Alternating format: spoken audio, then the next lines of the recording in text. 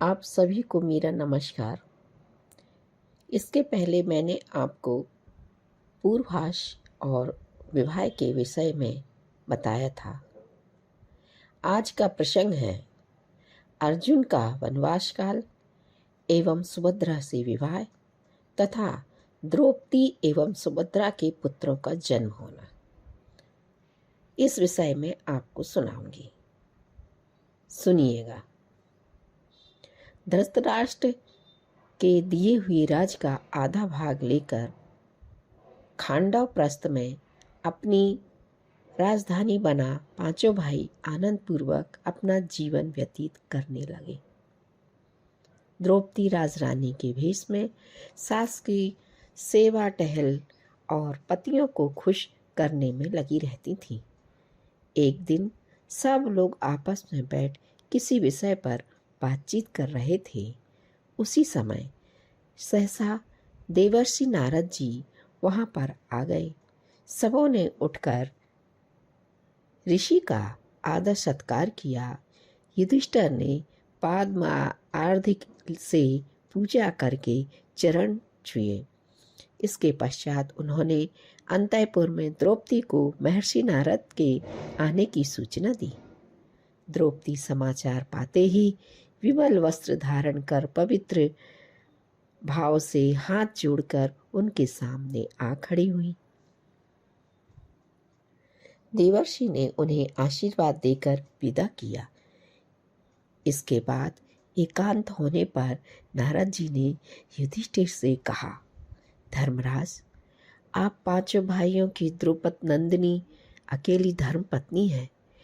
ऐसा न हो कि भविष्य में परस्पर किसी प्रकार का अनबन हो जाए।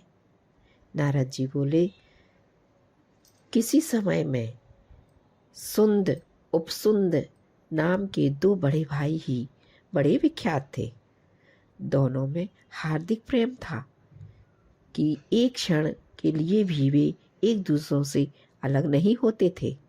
खाना पीना सोना सब साथ में ही किया करते थे और आनंद पूर्वक राज चलाते थे।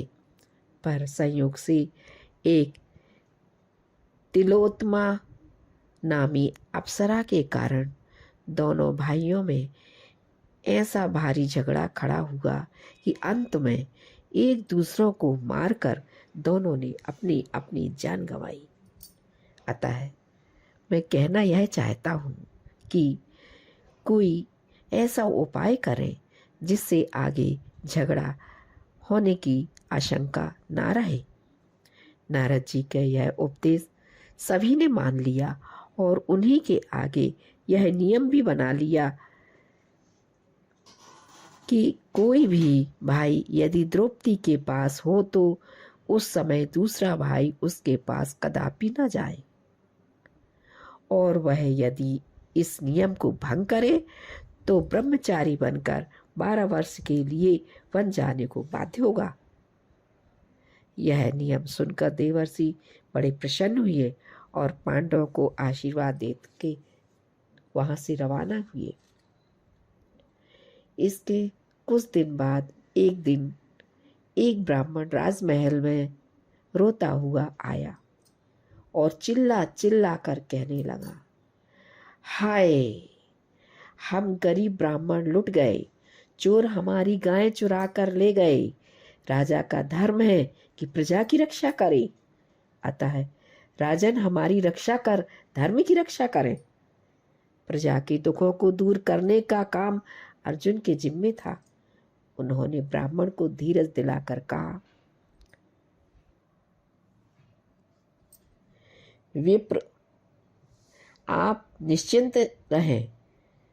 धर्मराज युधिष्ठिर के राज में ऐसा अत्याचार कभी न हो पाएगा। आपकी गाय शीघ्र आपको अभी वापस मिल जाएंगी।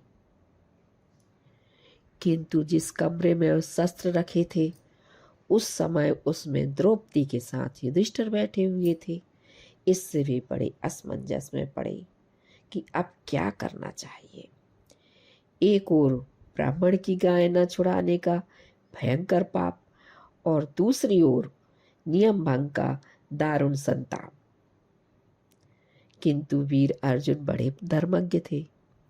वे प्रजा रक्षार्थ नियम भंग कर 12 वर्ष वनवास जाने के लिए सहर्ष तैयार हो गए। अतः शास्त्रागार में जाकर युधिष्ठिर की आज्ञा से धनुष बाण लेकर शीघ्र ही चोरों के पीछे चले गए और बहुत जल्द ही गांव को छुड़ाकर वापस ले आए। इसके बाद वे नियम भंग करने के प्रायश्चित स्वरूप बन जाने को तैयार हो गए। इस पर युधिष्ठिर ने उन्हें समझाते हुए कहा,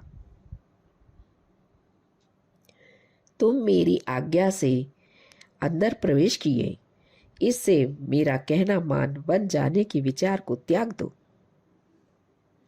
किंतु अर्जुन ने एक न मानी और यह कहकर कि बिना इसका प्रायश्चित किए इस पाप से हमारी मुक्ति नहीं होगी, वे वनवास के लिए चले गए।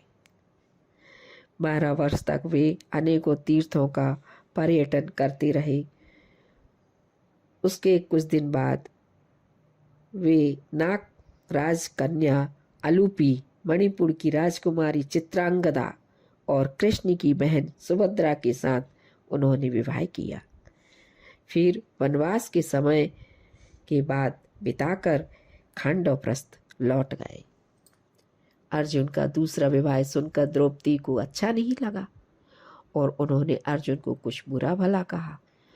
इस पर अर्जुन ने उनसे बार बार माफी मांगी, किंतु सुभद्रा को देखते ही द्रौपदी द्वेष भाव को भूल गई और उसे गले से लगा लिया और बोली, आओ बहन, पति की प्यारी होने से मेरी भी तुम प्यारी हुई, और सुभद्रा को बड़े प्यार से पास में बिठा लिया। कुछ दिनों के बाद सुभद्रा के गर्भ से वीर अभिमन्यु ने जन्म लिया। उसी समय क्रमशः द्रौपदी ने भी 5 पति से 5 पुत्र प्रतिविन्य, सतनिक, सुतरोम, श्रतसेन और श्रतकर्मण को जन्म दिया। कुंती, सुभद्रा और द्रौपदी इन सब बालकों की बाल लीला से बड़ी ही आनंदित रहती और सदा ईश्वर से उनकी मंगल कामना की प्रार्थना किया करती थी। इसके आगे का वृत्तांत हम आपको जल्दी ही सुनाएंगे। धन्यवाद।